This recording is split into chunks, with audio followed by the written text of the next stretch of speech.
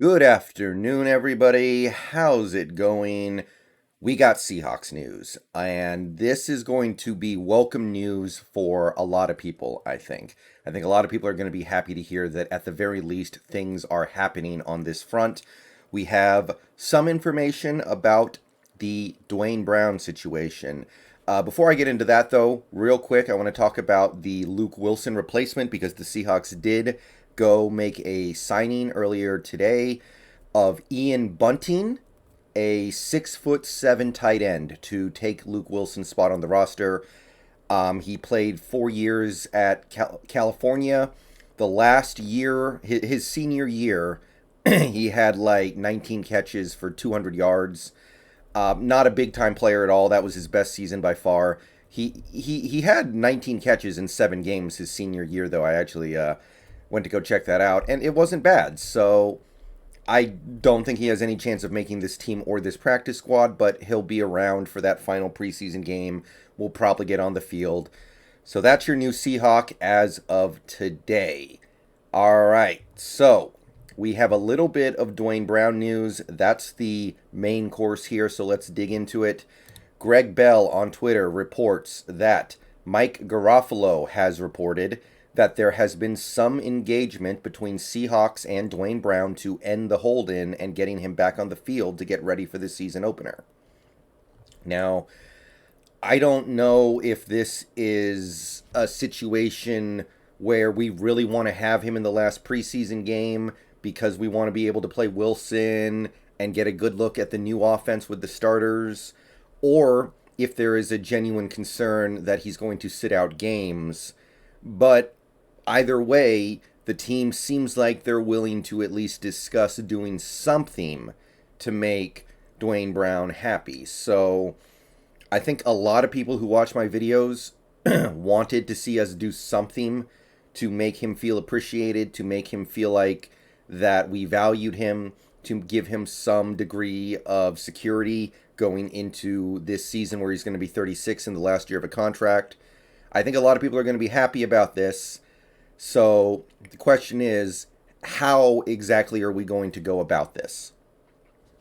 So Greg Bell goes on to say, we weren't necessarily going to give Duane Brown a new deal beyond 2021. So a lot of the things I've read, and we'll dig into it, we have quite a few tweets to go through that describe this situation and what might or might not be happening. It doesn't seem like we're that interested in giving him a long-term contract past 2021. And I've said before, I think that's far and away what Duane Brown wants out of this. He wants to get long-term guarantees.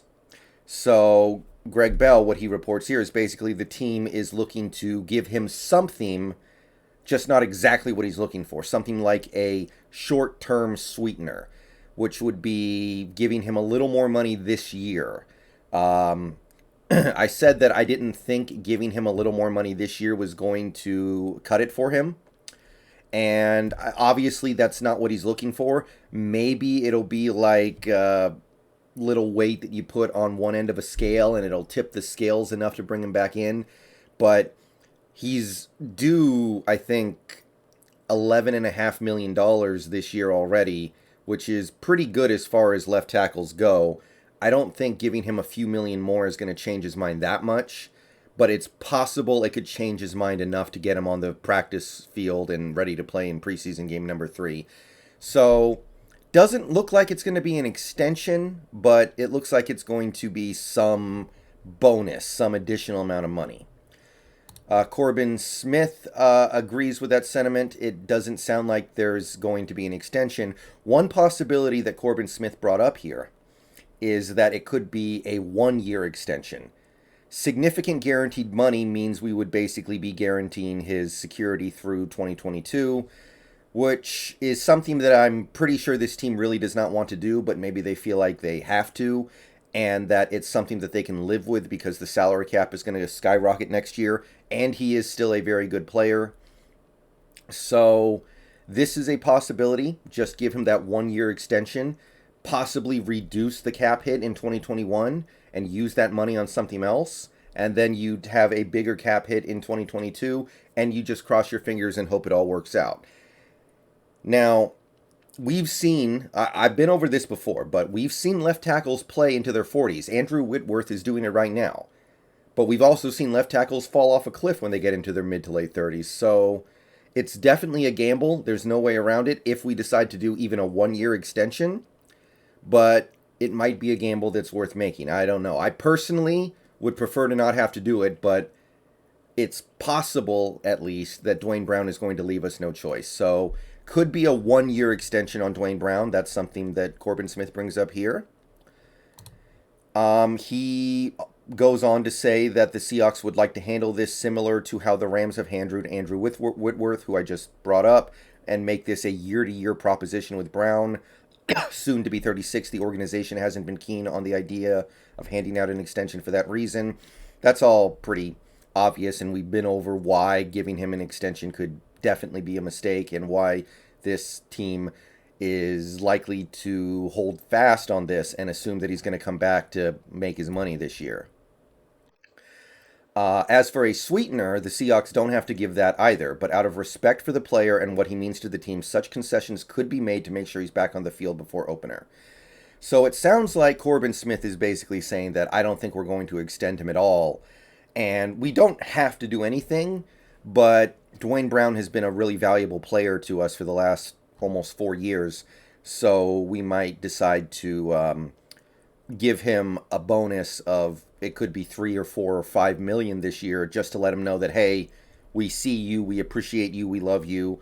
We're just not going to give you an extension right now, but we're going to give you a little more money. And the team can afford it, is the thing. We have a bunch of cap room, and it doesn't seem like we're that interested in using most of it. There are guys you can still go get, but at this point, it's time to acknowledge the strong possibility that this team is just happy with what they have, and they're going to wait for something to go wrong in the season before they actually go out and try to get more players. Like maybe Austin Ryder comes into the picture if we learn that the center position is just not going well. But until we actually see it go poorly in the regular season, we might not. So we can afford to give him a little more money this year. And if that is going to make him happy enough to play, then I think that's probably worth it. There's a huge difference between giving him a extension and giving him a little bonus money this year. And I would be willing to live with that bonus money. Back to Greg Bell, he echoes the belief that we're looking at a money bonus, not a new contract. He turns 36 in 4 days, so Greg Bell is basically echoing the same sentiment as Corbin Smith. Not likely to be an extension. I believed the Seahawks when they said that they were not going to negotiate a new contract with Duane Brown. I'm also kind of inclined to think that we would be hesitant to even give him a bonus, but the bonus is easy, honestly. Like, we can afford it this year. We have cap space for it. We have plenty of cap space. If that's going to be the thing that pushes him back to practicing and playing with the team, then it's honestly worth it, because that money, you do have cap rollover, but we have money sitting there waiting to be used on something. You can use it on Duane Brown to make him happy. Corbin Smith agrees with that sentiment in this tweet here. I don't see the organization giving in, and they don't have to. The player won't miss out on $10 million this year. Slim odds of anything extension-wise at this point. Not impossible, but adding a bonus much more likely.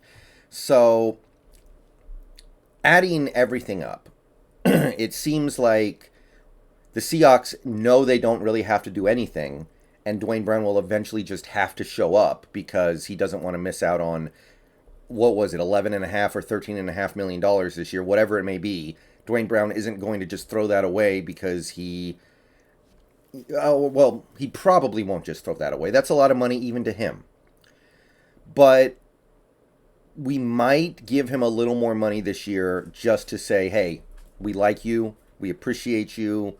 You might see something like that. You might see us just go, okay, we don't have to give you more money because we know you're going to show up and play for us.